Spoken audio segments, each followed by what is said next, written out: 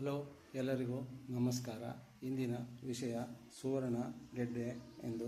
ಈ ಸುವರ್ಣ ಗೆಡ್ಡೆಯು ನೋಡಿ ಈ ರೀತಿ ತುಂಬ ಸುಂದರವಾದ ಒಂದು ಗೆಡ್ಡೆಯಾಗಿದೆ. ಈ ಗೆಡ್ಡೆಯನ್ನು ಬೆಳೆಯಬೇಕೆಂದರೆ ಈ ರೀತಿ ಒಂದು ಸಣ್ಣ ಪೀಸನ್ನು ಮಣ್ಣಿನಲ್ಲಿ ನೆಟ್ಟರೆ ಇದು ಗೆಡ್ಡೆಯು ಗಿಡವಾಗಿ ಬರುತ್ತದೆ. ಈ ಗಿಡವು ನೋಡಲು ಸುಂದರವಾದ ಒಂದು ಪರಂಗಿ ಹಣ್ಣಿನ ಗಿಡದಂತೆ ಕಾಣುತ್ತದೆ. ಈ ಗಿಡಗಳನ್ನು ಅಂದರೆ ಈ ಗೆಡ್ಡೆಯನ್ನು ರೈತರು ಬೆಳೆದು ಮಾರಾಟ ಮಾಡುತ್ತಾರೆ.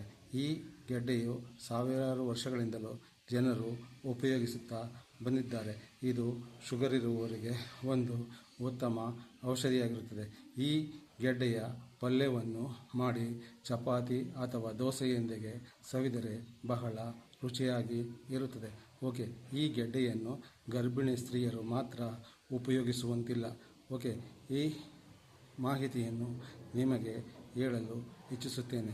ಈ ಮಾಹಿತಿ ನಿಮಗೆ ಇಷ್ಟವಾದರೆ ಒಂದು ಲೈಕ್ ಕೊಟ್ಟು ಶೇರ್ ಮಾಡಿ. ಧನ್ಯವಾದಗಳು.